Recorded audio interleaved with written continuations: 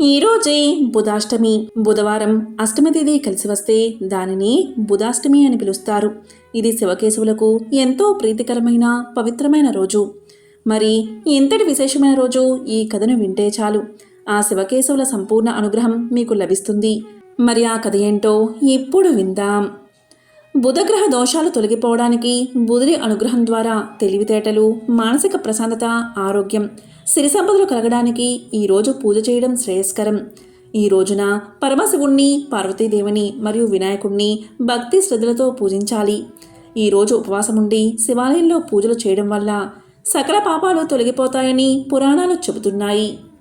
పూర్వం ఒకసారి భీమ మహారాజు విశ్వామిత్ర మహర్షితో ఇలా అన్నాడు: ఓ మహర్షోత్తమ, మీ యొక్క అపారమైన కృపా విశేషం చేత మా పూర్వీకుడైన దక్షుడి చరిత్రను వినగలిగాను. అయినా నాకొక సందేహం పట్టి పీడిస్తుంది. పుట్టుకతోనే మూగ, బదిర, అంధత్వాలను సంతరించుకుని శరీరమంతా రోగాలతో దోషభూయిష్ఠుడై జన్మించిన ఆ దక్షుడు ఏ పూర్వ పుణ్యం వల్ల ఆరోగ్యవంతుడు అయ్యాడు? ఆ మహర్షి శరీరంపై నుంచి వీచిన వాయుస్పర్శ ఏ విధంగా అతడిని ఆరోగ్యవంతుడిగా చేసింది? ఎన్నో సంవత్సరాలు గాఢ తపస్సు చేసినా ముద్గలునికి ఎందుకని సాక్షాత్కరించలేదు? ఎటువంటి శ్రమ లేక సులభంగా వల్లభపుత్రుడికి ఎలా ఆ దివ్య సాక్షాత్కారం లభించింది? ఇంతకీ పూర్వజన్మలో అతని పుట్టు పూర్వోత్తరాలు ఏమిటి అని అడిగాడు. తాము సర్వజ్ఞులు, మూర్తిభవించిన అనుగ్రహంలా ఉన్న తమరే నాకీ గణేశ కథామృతాన్ని పానం చేయవలసింది. ఈ కథను ఎంత వింటున్నా నాకు తనివి తీరడం లేదు. వినయంగా ఆ రాజు చేసిన ప్రశ్నకు విశ్వామిత్రుడు అమిత ప్రసన్నుడై ఇలా బదులిచ్చాడు: ఓ రాజా, సంశయాల నివృత్తికై నీవడిగిన ప్రశ్న ఎంతైనా తగి ఉన్నది. ఆ వృత్తాంతానంతా నీకు చెబుతాను, సావధానంగా విను అని ఇలా చెప్పడం ప్రారంభించాడు విశ్వామిత్ర మహర్షి. విశ్వామిత్రుడు రాజుకు ఇతిహాసాన్ని చెబుతున్నాడు. ఓ భీమరాజా, పూర్వం సింధు దేశంలో ప్రసిద్ధి చెందిన వల్లి అనే నగరముండేది. ఆ పట్టణంలో కళ్యాణ సన్నికుడు అనే పేరుగల ధనికుడైన వైశ్యుడు ఉండేవాడు. వితరణతో అడిగిన వారందరికీ లేదనకుండా దాన ధర్మాలు చేసేవాడు. దేవ బ్రాహ్మణ భక్తిలో సాటిలేనివాడు. అతనికి ఇందుమతి అన్న పేరుగల సౌందర్యవతియు మహాపతివ్రతైన భార్య ఉండేది.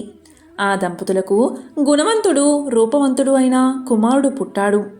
యథోచిత సంస్కారాలు నిర్వర్తించి పుత్రుడి జననకాలంలో బ్రాహ్మణుల సంతృప్తికై గోవులను, రత్న మాణిక్యాలను, అనేక దివ్య వస్త్రాలను దానమిచ్చాడు. జ్యోతిష్కులను సంప్రదించి ఆ పిల్లవాడికి బల్లాలుడు అన్న నామకరణం చేశాడు. ఆ పిల్లవాడు కూడా శుక్లపక్ష చంద్రుడిలా దినదిన ప్రవర్ధమానుడై ఎదగసాగాడు. బాల్యం నుంచే భగవద్భక్తి అతనికి సహజంగా అలవడింది. పూర్వ పుణ్య విశేషం చేత గజానుని పట్ల అతనికి గాఢ అనురక్తి ఉండేది. ఇలా ఉండగా ఆ బల్లాలుడు తన తోటి బాలకులతో కలిసి ఒకనాడు అడవికి వెళ్ళాడు. అనేక రకాలైన ఆటలాడి స్నానం చేసి ఒక నునుపైన రాతిని స్థాపించి దానికి ప్రాణ ప్రతిష్ఠ చేసి శ్రద్ధగా దూర్వాంకురాలతోనూ పువ్వులతోనూ ఆ గణేశమూర్తిని భక్తితో పూజించారు. అతని మిత్రులలో కొందరు ధ్యాన నిమగ్నులై గణేశనామాన్ని జపిస్తూ ఉంటే మరికొందరు ఆనందంతో నాట్యం చేశారు. మరికొందరు మృదుమధురంగా గానం చేశారు. కొందరు కర్రలతోనూ మామిడి చిగుళ్ల తోరణాలతోనూ ఆ మూర్తికి ఒక చక్కటి మండపాన్ని ఏర్పాటు చేశారు. ఈ విధంగా ఆ బాలకులంతా చక్కని ప్రాకారాన్ని, దేవునికి మండపాన్ని, ఆలయాన్ని కూడా అత్యంత శ్రద్ధాభక్తులతో నిర్మించారు. ఫల పుష్పాదులను నైవేద్యంగా సమర్పించి ధూపదీపాలతో ఆ మూర్తిని ఆరాధించారు. కొందరు పిల్లలు పండితుల వేషంలో వేద పురాణాలను ఉపదేశించి తన్మయులయ్యారు. ఇలా భగవంతుడిపై గల భక్తిలో ఆ పిల్లలు అన్నపానాలను సైతం మరిచిపోయారు. ఇలా కొన్ని రోజులు గడిచాయి. ఇలా ఉండగా ఆ పిల్లల తల్లిదండ్రులు ఒకనాడు ఆ కళ్యాణ వయసుని వద్దకు వచ్చి ఎంతో రోషపూరిత వచనాలతో ఇలా అన్నారు: మీ బల్లాలుణ్ణి నివారించు. తనతో పాటు మా పిల్లల్ని భక్తి రక్తి అంటూ పాడు చేస్తున్నాడు. అడవుల్లో తిరుగుతూ వేలకు అన్నపానాదులు కూడా తీసుకోకుండా మా పిల్లలు కృషించిపోయారు. సరిగ్గా వేలకు భోజనానికి కూడా ఇళ్లకు రావడం లేదు. కనుక నీవే నీ కుమారునికి బుద్ధి చెప్పి అలా తీసుకెళ్లకుండా నివారించు. అలా కాకుంటే మేము వాణ్ణి కట్టేసి చావబావుతాం, లేదా రాజుగారికి ఫిర్యాదు చేసి మిమ్మల్ని ఈ గ్రామం నుంచే వెళ్ళగొట్టిస్తాం అంటూ మాట్లాడారు. ఇలా గ్రామస్తులు పలికిన తీవ్రమైన మాటలకు సైనికుడు ఎంతో బాధపడ్డాడు. వడివడిగా తన కుమారుడు, అతని స్నేహితులు గణేశుణ్ణి పూజిస్తున్న అడవిలోకి వెళ్ళాడు. ఒక పెద్ద కర్రను పెరిగి ఆ కర్రతో బాలుడు నిర్మించిన మందిరాన్ని, ప్రాకారాన్ని పాడు చేశాడు. సైనికుడు ఇలా చేసేసరికి భయంతో ఆ బాలకులు నలుదిక్కులకి పారిపోయారు. ఆ సమయంలో బల్లాలుడు మాత్రం చెక్కుచెదరక స్థిరంగా కూర్చుని ఉన్నాడు. తోటి గ్రామస్తుల నిందల వల్ల అప్పటికే కోపంతో ఉన్న అతని తండ్రి కళ్యాణ వయసుడు మాత్రం కోపంతో వివసుడై అతని చేతిని గట్టిగా పట్టుకుని నెత్తురు కారేలా కర్రతో చావబాదాడు. అతని కోపం అంతటితో చల్లారక ఆ బాలుడిచే పూజించబడుతున్న సింధూర వర్ణంలో ఉన్న గజానుడి విగ్రహాన్ని కూడా పెకిలించి పారేశాడు. పాలుగారే అతని లేత శరీరం ఆ రక్తపు రంగులో మోదుగు పువ్వు వర్ణంతో ఎర్రగా మారిపోగా తన కుమారుణ్ణి చెట్టుకి లతలతోనూ తాళతోనూ నిర్దాక్షిణ్యంగా కట్టేసి, ఓరి, నిన్నిప్పుడు నీ దేవుడే రక్షించాలి, అతడే నీ కన్నం పెట్టి నీ ఆకలి తీర్చాల్సింది, చూద్దాం ఏం చేస్తాడో, ఒకవేళ పొరపాటున ఇంటికి వచ్చావా చచ్చావే అనుకో అంటూ కోపంతో ఆలయాన్ని, విగ్రహాన్ని భగ్నం చేసి ఇంటికి పెద్ద పెద్ద అంగలతో వెళ్ళిపోయాడు. అప్పుడు బల్లాలుడు, స్వామి, ఓ జగత్ప్రభు, దుష్ట శిక్షణ నీకు వెన్నతో పెట్టిన విద్య కదా. విఘ్నాలను, దుష్టులను నశింప చేయడం వల్లనే నీకు విఘ్నహరుడు అన్న కీర్తి జగత్తులో ప్రఖ్యాతమైంది. ఓ దేవా, భూభారాన్ని వహించే శేషుడా, పనిని వీడవచ్చు. సముద్రాలను శోషింపచేసే సూర్యుడు తన కిరణాల తీక్షణతను వదలవచ్చు.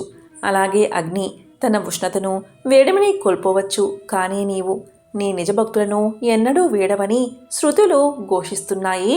నీకీ ఉదాసీనత తగునా అంటూ ఏడుస్తూ తన తండ్రిని ఇలా శపించాడు. నేను ఎంతగానో శ్రద్ధాభక్తులతో శ్రమించి నిర్మించిన ఈ ఆలయాన్ని ఎవరైతే భగ్నం చేసి తీరని దైవద్రోహం చేశారో, బాలుణ్ణి అని కూడా చూడక నన్ను చావచితక బాదారో, నాకు అత్యంత ప్రేమాస్పదుడైన గణేశుడి విగ్రహాన్ని విసిరివేశారో, అటువంటి పరమ పాతకుడైన నా తండ్రి అంధుడు, కుబ్జుడు, బదిరుడు, శబ్దహీనుడు అవుగాక అని శపించి, నేను నిజమైన గణేశ భక్తుడినే అయితే నా శాపము సత్యము అవుతుంది. నన్నైతే ఇలా ఆ పాపి బంధించగలిగాడే, కానీ నా మనస్సును, నా భక్తిని ఆ దుష్టుడు బంధించలేడు కదా. ఆ పరమ దయాళులైన గజానుని పాదాల విందాలని ధ్యానిస్తూ ఈ అరణ్యంలోనే శరీరాన్ని విడుస్తాను. నా తండ్రి కర్రతో మోతున్నప్పుడే నా దేహాన్ని ఆ దేవదేవుడికి అర్పించాను అంటూ మనసులో దృఢంగా నిశ్చయించుకున్న ఆ బాలకుడైన బల్లాలుని ఎదుట గజాననుడు బ్రాహ్మణ రూపంలో ప్రత్యక్షమయ్యాడు. అప్పుడు సూర్యోదయం అవడంతోటే ఆకాశాన్ని చీకట్లు వీడినట్లు ఆ దివ్య దర్శనం అవడంతోనే అతని దేహాన్ని బంధించిన బంధాలన్నీ విడిపోయాయి. అప్పుడు ఆ బల్లాలుడు అత్యంత ఆదరంతో ఆ బ్రాహ్మణుడుకు సాష్టాంగ నమస్కారం చేశాడు. శరీరంపైన గాయాలు, రక్తస్రావము ఆశ్చర్యంగా మాయమైపోయాయి. శరీరం దివ్య దేహంగా మారింది. అప్పుడు అతడు తన శ్రద్ధాభక్తులనే వాక్కులుగా చేసి గణేశుణ్ణి పరిపరి విధాలా ప్రార్థించాడు, ఆరాధించాడు, స్తుతించాడు, భక్తితో ప్రణమిల్లాడు. అప్పుడు ఆ బల్లాలుణ్ణి ప్రేమతో లేవనెత్తి అతన్ని గజాననుడు ఆలింగనం చేసుకున్నాడు. భక్తవత్సలుడైన ఆ గణేశుడు ప్రసన్నతతో అనుగ్రహాన్ని వర్షించే సుందర వదనంతో ఇలా అన్నాడు, ఓ బల్లాలా, నా ఈ మందిరాన్ని, నీచే అర్చించబడ్డ మూర్తిని భగ్నం చేసినవారు ఘోరమైన దైవాపచారం చేసినవారయ్యారు. అతడు తప్పక నరకంలో పడతాడు. నా ఆజ్ఞచే నీవిచ్చిన శాపం కూడా తప్పక తగులుతుంది. అటివాడిని తండ్రి కూడా ఆగ్రహంతో ఇల్లు వెడలగొడతాడు. ఓ బాలక, నీ భక్తికి ఎంతో ప్రసన్నుణ్ణి అయ్యాను కనుక ఎంతటి దుర్లభమైనదైన వరాన్ని నీకు అనుగ్రహించదలిచాను అని దరహాసం చిందించాడు గణేశుడు. అప్పుడు ఆ బాలకుడు ఇలా అన్నాడు, ఓ దీనబంధు, నీ పదకమలాల ఎడల అంతులేని దృఢభక్తిని నాకు సర్వదా ప్రసాదించు. నీవీ క్షేత్రంలో వెలిసి సకల ప్రజలకు విఘ్నాలను పారదోలి అనుగ్రహించు అంటూ ప్రార్థించాడు. ఆ ప్రార్థనకు భక్తవత్సలుడైన గజానుడు ఇలా అన్నాడు, నీ పేరు ముందుగాను నా పేరు తరువాత కలిగి లోకంలో బల్లాల వినాయకుడు అన్న పేరు ఈ క్షేత్రంలో స్థిరంగా వెలుస్తాను. నీకు సదా నాయందు దృఢభక్తిని ప్రసాదించాను. ఈ వల్లి అనే పేరుగల క్షేత్రాన్ని భాద్రపద శుక్ల చతుర్థి నాడు యాత్ర చేసి దర్శించే వారికి సకలాభీష్టాలు నెరవేరుస్తాను అంటూ వరాలను అనుగ్రహించి వరదుడైన ఆ గజాననుడు అంతర్ధానమయ్యాడు. ఆ తర్వాత ఆ బల్లాలుడు వేద విధులైన బ్రాహ్మణోత్తముల ఆధ్వర్యంలో వైనాయక మూర్తిని ప్రతిష్ఠించి సర్వాంగ సుందరమైన మందిరాన్ని కూడా నిర్మించాడు అంటూ విశ్వామిత్రుడు ఇలా అన్నాడు. ఓ రాజా, నీ అభిష్టం మేరకు బల్లాల వినాయకుడి చరిత్రను యావత్తూ వినిపించాను. ఎవరైతే పరమ పావనము శుభకరము అయిన ఈ చరిత్రను శ్రద్ధాభక్తులతో ఆలకిస్తారో అటువంటి వారు తమ సర్వ పాపాల నుంచి విముక్తులై తమ తమ మనోభీష్టాలను తప్పక పొందుతారు అంటూ చిరుధర హాసంతో శరత్చంద్రునిలా అనుగ్రహ చంద్రికలను ప్రసరించాడు విశ్వామిత్ర మహర్షి. ఎంతో విశేషమైన పవిత్రమైన ఈ కథను విన్నవారి సకల కోరికలు తప్పకుండా నెరవేరుతాయి. గణేశుడి సంపూర్ణ అనుగ్రహం లభిస్తుంది. గోలోకంలో లక్ష్మీదేవి సరస్వతీదేవి రాధల మధ్య కలహం వచ్చి ఒకరినొకరు శపించుకుంటూ ఉన్నారు. ఆ శాపం కారణంగా లక్ష్మీదేవి భూలోకంలో ఉన్నటువంటి వృషధ్వజుడు అనే మహారాజుకు కుమార్తెగా జన్మించింది. ఆమెకు ఆ మహారాజు తులసి అని నామకరణం చేశాడు. తులసి పుట్టినప్పటి నుంచి విష్ణు భక్తురాలు. విష్ణువే తనకు భర్తగా కావాలి అనే సంకల్పంతో విష్ణు అనుగ్రహాన్ని పొందడానికి వనానికి వెళ్లి బ్రహ్మ గురించి ఘోరమైన తపస్సు చేయడం మొదలుపెట్టింది. ఆమె తపస్సుకు మెచ్చిన బ్రహ్మ ప్రత్యక్షమై ఇలా పలికాడు. తులసి, నీ తపస్సుకు నేను ఎంతగానో సంతోషించాను. శ్రీమన్నారాయణ్ణి వివాహం చేసుకోవాలి అని భావించి నువ్వు తపస్సు చేశావు. కానీ ఈ జన్మలో నీ కోరిక నెరవేరదు. ఈ జన్మలో నీకు విష్ణు అంశ సంభూతుడే పతిగా లభిస్తాడు. అతడే నిన్ను వెతుక్కుంటూ స్వయంగా వస్తాడు. అతన్ని వరించి నీ జన్మ సార్థకం చేసుకో. మరుసటి జన్మలో అంటే కలియుగాంతంలో నీవు వైకుంఠం చేరుకుని ఆ శ్రీమన్నారాయణుడి వక్షస్థల ముందు స్థానాన్ని పొందుతావు అని వరాన్ని ప్రసాదించి అదృశ్యం అయిపోయాడు బ్రహ్మ. బ్రహ్మదేవుడి మాటలకు తులసి ఎంతగానో సంతోషించి నారాయణ నామస్మరణం చేసుకుంటూ తనకి కాబోయే పతి రాక కోసం ఎదురుచూస్తూ ఆ వనంలోనే కాలం గడుపుతూ ఉంది. ఇది ఇలా ఉండగా కొంతకాలం గడిచిన తర్వాత ఆ వనంలోనే ఉన్నటువంటి మునీశ్వరులు కొందరు వినాయక వ్రతం చెయ్యాలి అని సంకల్పించుకున్నారు. ఆ మునీశ్వరులు ఆ వ్రతానికి కావలసిన సంబారాలు అన్నీ సమకూర్చుకుని మట్టితో వినాయకుణ్ణి తయారు చేయడానికి దగ్గరలో ఉన్నటువంటి నదీ తీరానికి బయలుదేరి వెళ్తారు. వారు తులసి నివసించే కుటీరం ముందు నుంచి విఘ్నేశ్వరుడి స్తోత్రాలు పారాయణ చేసుకుంటూ నదివైపు సాగిపోతూ ఉంటే ఆ స్తోత్ర పారాయణం తులసిని ఎంతగానో ఆకర్షించింది. అయితే అప్పటికే మునులు ఆ వనంలోని చెట్ల మధ్య కనుమరుగు అయిపోవడం వల్ల ఆ పూజ యొక్క వివరాలు తెలుసుకోవడానికి తులసి వారి రాక కోసం అక్కడే ఎదురుచూస్తూ నిలబడి ఉంటుంది. మునీశ్వరులు నదీ తీరానికి చేరుకుని నదిలో పవిత్ర స్నానాలు ఆచరించి ఆ తరువాత వేదోక్తంగా నదిలో నుంచి మట్టిని తీసి వేద పఠనం చేస్తూ మట్టితో వినాయకుణ్ణి తయారు చేస్తారు. ఆ తరువాత వేద మంత్రాలతో ఊరేగింపుగా వినాయకుణ్ణి తీసుకుని ఆశ్రమ ప్రాంతానికి బయలుదేరతారు. వారి రాక కోసం ఎదురు చూస్తున్న తులసి అనూహ్యమైన భక్తిభావంతో వారిని అనుసరించింది. మునులు ఆశ్రమ ప్రాంతంలో ప్రత్యేకంగా నిర్మించిన చలువ పందిరి కింద ఉచిత ఆసనం మీద వినాయకుడి ప్రతిమ ఉంచి ధ్యాన ఆవాహనాది షోడశోపచార విధాన క్రమంతో వినాయక పూజ చేయడం ప్రారంభించారు ఆ మునీశ్వరులు. ఆ చుట్టుపక్కల నివసించే ప్రజలందరూ వినాయక వ్రతాన్ని చూడడానికి ఆ తరువాత తీర్థ ప్రసాదాలు స్వీకరించడానికి అక్కడికి వచ్చారు.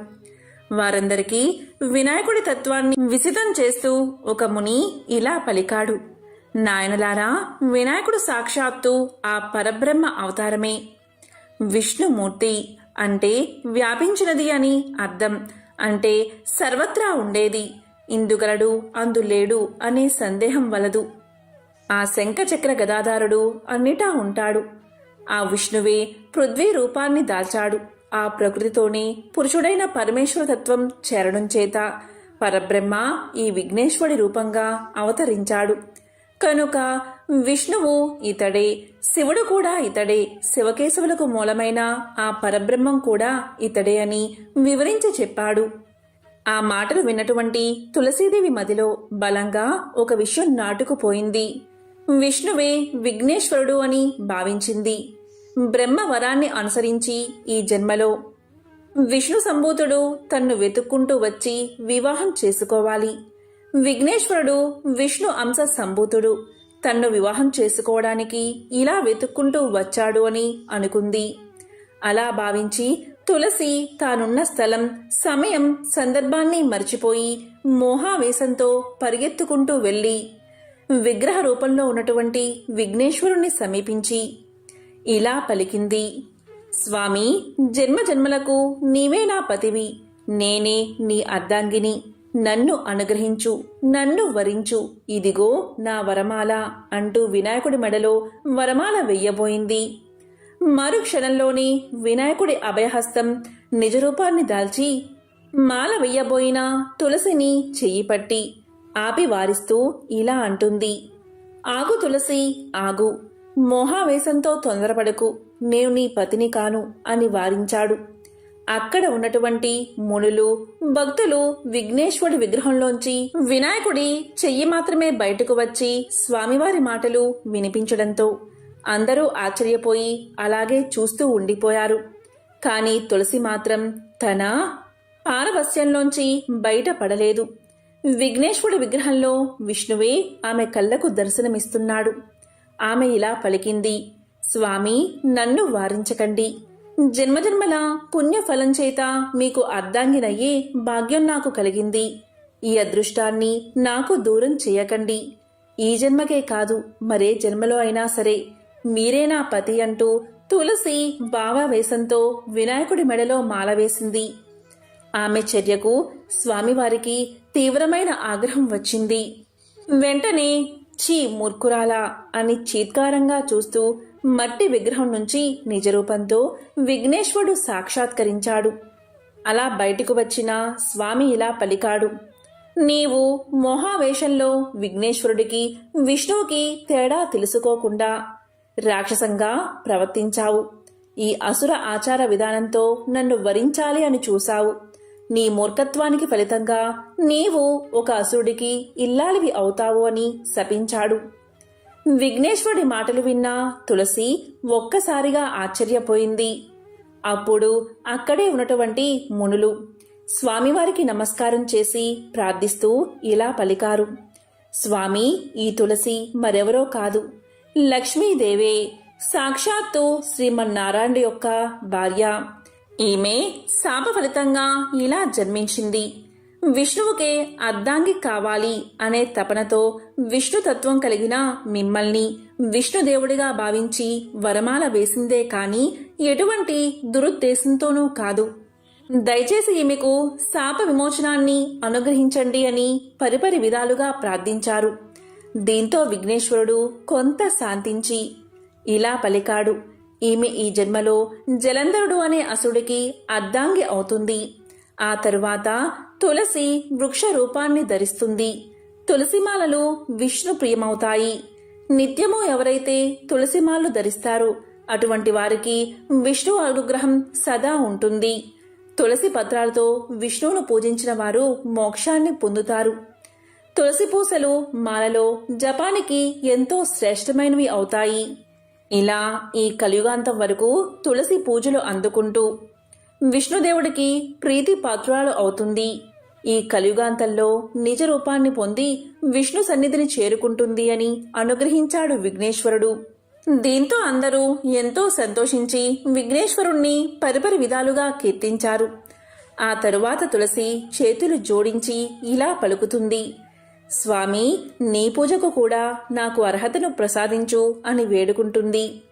అప్పుడు విఘ్నేశ్వరుడు ఒక్కసారి తల పంకించి, ఒక్క వినాయక చవితి రోజు మాత్రమే నా భక్తులు నాకు సమర్పించే పత్రి పూజలో తులసి పత్రాన్ని వాడతారు. అప్పుడు నేను స్వీకరిస్తాను. వినాయక చవితి రోజు తప్ప మిగతా సమయాలలో, సందర్భాలలో, నిత్య పూజలలో తులసి పత్రంతో నన్ను పూజిస్తే తప్పకుండా దోషం కలుగుతుంది. ప్రతి సంవత్సరం వినాయక చవితి రోజు మాత్రమే నన్ను తులసి దళాలతో పూజించాలి అనే వరాన్ని ఇచ్చి అదృశ్యమయ్యాడు వినాయకుడు. పూర్వకాలంలో ఒక అరణ్యంలో భార్యాభర్తలు ఇద్దరూ కలిసి ఒక చిన్న కుటీరాన్ని నిర్మించుకుని దానిలోనే నివసిస్తూ అక్కడికి దగ్గరలోనే ఉన్నటువంటి భూమిని సేద్యం చేస్తూ ధాన్యాన్ని పండిస్తూ ఆ ధాన్యంతోనే అటుగా వచ్చే అతిథులకు అన్నదానం చేస్తూ విశేషమైన పుణ్యాన్ని సంపాదించుకున్నారు. ఆ అరణ్య ప్రాంతంలోనే అనీంద్రుడు అనే మూషికరాజు, మూషికము అంటే ఎలుక, తన భార్యా బిడ్డలతో కలుగులో నివసిస్తూ ఉండేవాడు. మూషికము క్రోధ, లోభ, మద మాత్సర్యాది దురాభిమానాలకు ప్రతీక. అంతేకాదు రజో తమో గుణాలకు ప్రతిరూపం. ఈ రెండు గుణాల కలయిక వినాశానికి సంకేతం. దీనికి గర్వం, అహంకారం అధికంగానే ఉంటాయి. ఈ దుర్గుణాలు అన్నిటినీ పునికి పుచ్చుకున్న మూషికరాజు అయినటువంటి అనీంద్రుడు తన భార్య పిల్లలతో కలిసి మహర్షి దంపతుల పంటను నాశనం చేస్తూ ఉండేవాడు. అదిరించే లోపనే రెప్పపాటులోనే కలుగులో దూరి మాయమైపోయేవాడు.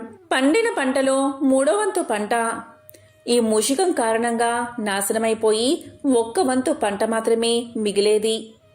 దీంతో మహర్షి భార్య ఎంతగానో బాధపడుతూ ఒకసారి భర్తతో ఇలా అంటుంది, ఏమండి, మనం శ్రమించి పండిస్తున్న పంటలో 3వ వంతు ఆ మూషికం వల్ల పాడైపోతుంది. మనకు పంట బాగా మిగిలితే అన్నదానం బాగా చేస్తాం కదా. కాబట్టి ఆ మూషికాన్ని వదిలించుకోవడానికి ఒక పిల్లిని పెంచుకుందామా అని అడుగుతుంది. భార్య మాటలు విన్న మహర్షి ఇలా అంటాడు, చూడు, మూషికాల బెడద వదిలించుకోవడానికి మనం పిల్లిని పెంచుతాం. అది ఎలుకను చంపుతుంది కాబట్టి అది చేసిన పాపం మనకే చుట్టుకుంటుంది. ఆ తరువాత ఆ పిల్లి పాలు, పెరుగు పడగొడుతూ ఉంటుంది. దాన్ని అదుపులో ఉంచడానికి కుక్కను పెంచాలి. ఆ పాపం కూడా మనకే చుట్టుకుంటుంది. సునకానికి అంటే కుక్కకు ఆహారంలో మాంసం పెట్టాలి. అందుకోసం జీవహింస చెయ్యాలి. అది ఇంకా మహాపాపం. ఇలా ఒకదాని వెంట మరొక పాపం చేసే బదులు ఆ మూషికాలని మన అతిథులు అని అనుకో. అప్పుడు వాటికి ఆహారమూ లభిస్తుంది, మనకి ఆతిథ్య ఫలం కూడా దక్కుతుంది. ఈ విధంగా మహర్షి సమాధాన పరిచిన మీదట ఆయన భార్య ఎంతగానో సంతోషించి ఆ మూషికాల విషయం పట్టించుకోవడమే మానేసింది. ఇలా సాత్విక స్వభావంతో ఆలోచిస్తే రజో తమోగుణ రూపమైన మూషికరాజైన అనీంద్రుడు తన స్వభావిత గుణాల చేత వేరేలా ఆలోచించాడు. మహర్షి ఇంటిలోకి ప్రవేశించి వారి దుస్తులను కొరికి పాడు చేసేవాడు. వానప్రస్థ ఆశ్రమ జీవితాన్ని గడుపుతున్న ఆ మహర్షి దంపతులు తమకున్న కొద్దిపాటి నారబట్టలను మూషికాలు కొరికి పాడు చేస్తున్నా ఆ చిరిగిన బట్టల్నే కట్టుకుంటూ కాలాన్ని గడుపుతూ ఉన్నారు. ఇలా కొంతకాలం గడిచిపోయింది. ఒకరోజు అదే మార్గంలో ప్రయాణిస్తున్నటువంటి భరద్వాజ మహర్షికి వీరు ఆతిథ్యాన్ని ఇచ్చారు. ఆయన అఖండ తపస్సంపన్నుడు. ఆయన తలుచుకుంటే వెంటనే సూక్ష్మ శరీరాన్ని ధరించి కైలాసానికి చేరుకుని సాక్షాత్తు పార్వతీ పరమేశ్వరుల దర్శనం చేసుకోగలడు. ఎప్పుడు కావాలంటే అప్పుడు పొందదగిన గొప్ప యోగీశ్వరుడు, మహాశివభక్తుడు. అటువంటి భరద్వాజ మహర్షి ఆతిథ్యాన్ని స్వీకరిస్తూ ఈ మూషికాల ఆగడాలను కనిపెడుతూనే ఉన్నాడు. వాటిని భరిస్తున్న ఈ మహర్షి దంపతుల సహనాన్ని గమనిస్తూనే ఉన్నాడు. భోజనం చేశాక భరద్వాజ మహర్షి ఇలా పలికాడు. ఆ దంపతులను ఆశీర్వదిస్తూ, నాయనా, మీ సహన సౌశీల్యాలు, ఆదర్శ జీవనం నన్ను ఎంతగానో సంతోషపరిచాయి. మీకు ఏదైనా వరం ఇవ్వాలి అని నాకు అనిపిస్తుంది. మీకు ఏం వరం కావాలో కోరుకోండి అన్నాడు. అప్పుడు మహర్షి చిరునవ్వు నవ్వి ఇలా పలికాడు. వానప్రస్థ ఆశ్రమ జీవితాన్ని గడుపుతూ ముక్తి మార్గంలో పయనిస్తూ ఉన్నాము. మాకు ఏ కోరికలు లేవు స్వామి అని పలికాడు. అయితే ఆ మహర్షి భార్య తన మనసులో ఇలా అనుకుంటుంది, అయ్యో, నా భర్త ఎంత తెలివి తక్కువవాడు. కనీసం ఈ మూషికాల బెడద నివారించమని వరం కోరుకోకూడదా అని అనుకుంటుంది. ఆ ఇల్లాలి మనసు గ్రహించిన భరద్వాజ మహర్షి అమ్మా, నీ మనోగతం నాకు అర్థమైంది. అయినా నేను ఒక మాట చెబుతాను విను. మనం ఒకటి తెలిస్తే దైవం మరొకటి తలుస్తాడు. నెరవేరడానికి ఒక మార్గముంది. పరబ్రహ్మ అవతారమైన శ్రీ విఘ్నేశ్వరుణ్ణి ప్రతిరోజు నువ్వు పూజిస్తూ ఉండు. సంవత్సర కాలంలో 12వ మాసంలో ఉద్యాపన చేసుకు, ఆ తరువాత వినాయకుడే మిమ్మల్ని అనుగ్రహిస్తాడు అని చెప్పి ఆశీర్వదించాడు. దంపతులు శాస్త్రోక్తంగా విఘ్నేశ్వరుని పూజించి ఆయనకు ప్రీతిపాత్రమైన ఉండ్రాళ్ళు, లడ్లు, బెల్లం, మోదకాలు, కదలీ ఫలాలు, జంబూ ఫలాలు, నారికేలాలు ఇలా 21 పదార్థాలను నివేదన చేశారు. తీరా నైవేద్యం స్వామికి సమర్పిస్తూ ఉండగా మూషికరాజు అయినటువంటి అనింద్రుడు హఠాత్తుగా ఆ నైవేద్యాల మీద దాడి చేసి నోటితో కొరికి వాటిని అపవిత్రం చేసి తుర్రున పారిపోయాడు. దీంతో మహర్షి దంపతులు ఆశ్చర్యపోయి ఎంతగానో బాధపడ్డారు. అయినా ఎంతో సహనం వహించి మరలా ఆహార పదార్థాలు వండి ఫలాలు సేకరించి తెచ్చి నైవేద్యం పెట్టారు. కానీ వ్రత దీక్షలో ఉండగా స్వామి కోసం తయారు చేసిన నైవేద్యం అపవిత్రం అయినదే అన్న బాధ వారికి మనసులో ఉంది. ఇక 2వ మాసంలో కూడా అదేవిధంగా వినాయకుణ్ణి షోడశోపచార విధానంతో భక్తి శ్రద్ధలతో పూజిస్తూ ఉన్నారు. అంతా సంతృప్తికరంగానే జరిగింది. తీరా నైవేద్యం ఇవ్వబోతూ ఉండగా మూషికరాజు మరలా దాడి చేశాడు. మరలా నైవేద్యం అపవిత్రం అయిపోయింది. మరలా నైవేద్యాన్ని తయారు చేసి యథావిధిగా పెట్టారు. ఈ విధంగా ఒక్కసారి కాదు, 2 సార్లు కాదు, 3 సార్లు కాదు, మొత్తం 11 సార్లు జరిగింది. దీంతో మహర్షి భార్య తీవ్రమైన మనస్తాపానికి గురయింది. ఆమె మనసులో ఉన్నటువంటి భక్తి శ్రద్ధల స్థానంలో ఆ మూషికం మీద ఉన్న ఆగ్రహ ఆవేశాలు ఎక్కువైపోయాయి.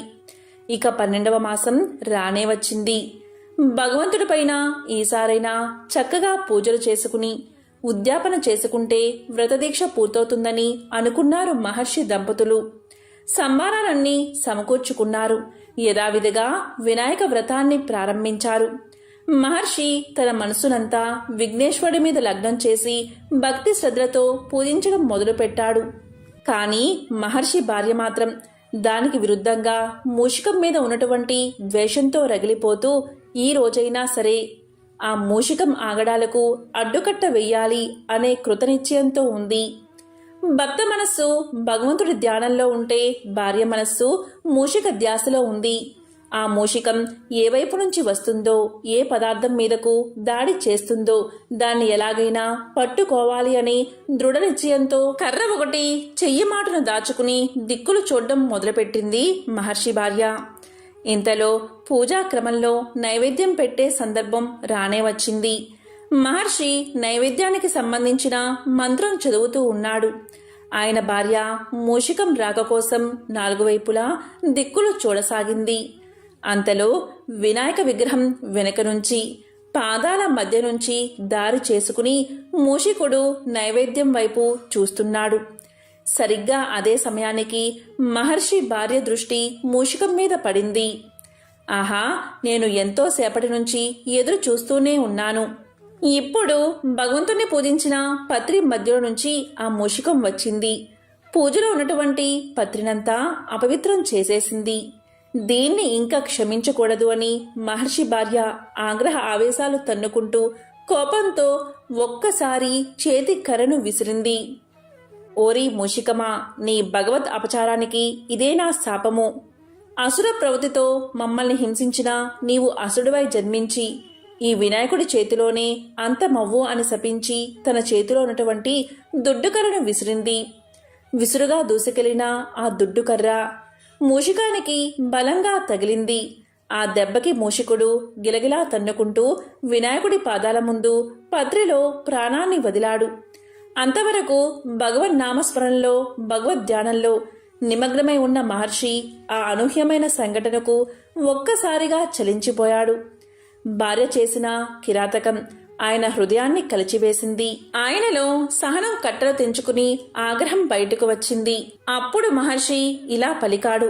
ఓసే పాపాత్మురాలా, కర్మ బంధాలను తెంచుకునే మార్గమే ఈ వానప్రస్థ ఆశ్రమం. ఈ విషయం నీకు తెలిసి కూడా నువ్వు సామాన్య మానవురాలు వలె ఒక ముష్కం మీద కోపాన్ని పెంచుకుని దాన్ని శపించావు. దాని చావుకు నువ్వు కారకురాలివి అయ్యావు. జీవహింస చేయడం మహాపాపం. ఆ పాపం నశించిపోవాలి అంటే నువ్వు కూడా మరొక జన్మ ఎత్తి ఈ మూషికాసుడు చేతిలోనే అపహరించబడతావు. నీ అకారణ ద్వేషానికి పాపానికి ఇదే తగిన శిక్ష అని శపించాడు. మహర్షి మాటలు విన్నా ఆమె ఎంతగానో బాధపడుతూ, స్వామి, చాలా కాలంగా ఆ మూషికం మనల్ని బాధిస్తూనే ఉంది. నైవేద్యాలను అపవిత్రం చేస్తున్నా సరే నేను సహిస్తూనే వచ్చాను. ఈరోజు వ్రతం సమాప్తి అయ్యే రోజు. ఉద్యాపన కూడా చెయ్యాలి కదా. ఈ రోజైనా సరే దాన్ని తరిమేసి నైవేద్యం అపవిత్రం కాకుండా కాపాడాలని నేను చూస్తూ ఉంటే అది ఏకంగా భగవంతుడి పాదాల మధ్యనే చేరి ఆయనకు మనం పూజ చేసిన పవిత్రమైన పత్రిని అపవిత్రం చేసింది. నన్ను ఇన్ని రోజుల నుంచి ఎంతగానో బాధ పెట్టింది. నేను దాన్ని దండించాలి అని అనుకోవడం తప్పెలా అవుతుంది అని ప్రశ్నించింది. దానికి మహర్షి ఇలా పలికాడు, ద్వేషం, పగ, క్రోధం ఇవన్నీ దుర్గుణాలు.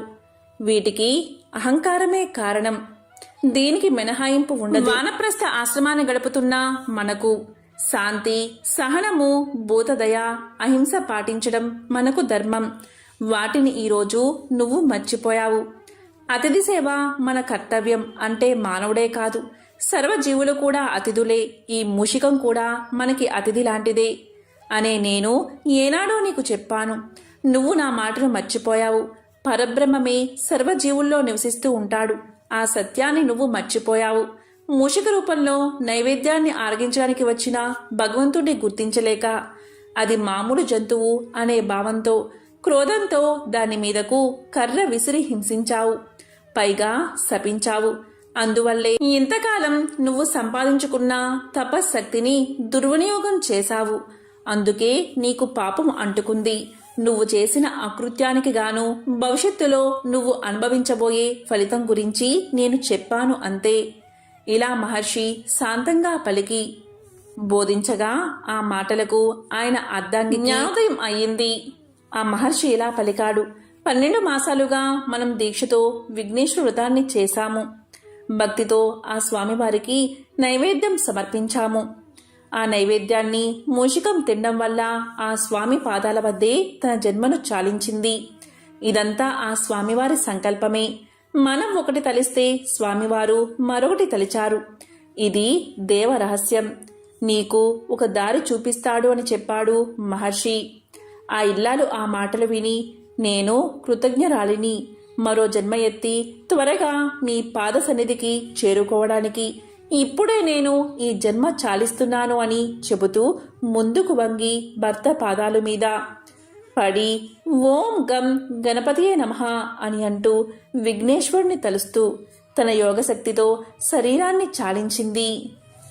ఎంతో పవిత్రమైన విశేషమైన ఈ రోజు అంటే బుధవారం రోజు ఈ కథలను విన్నా, చదివినా, చెప్పినా, వినిపించినా సకల శుభాలు కలుగుతాయి. జన్మల దోషాలు తొలగి కోటి జన్మల పుణ్యం వస్తుంది. విఘ్నేశ్వరుడి మంత్రాలు అత్యంత శక్తివంతమైనవి.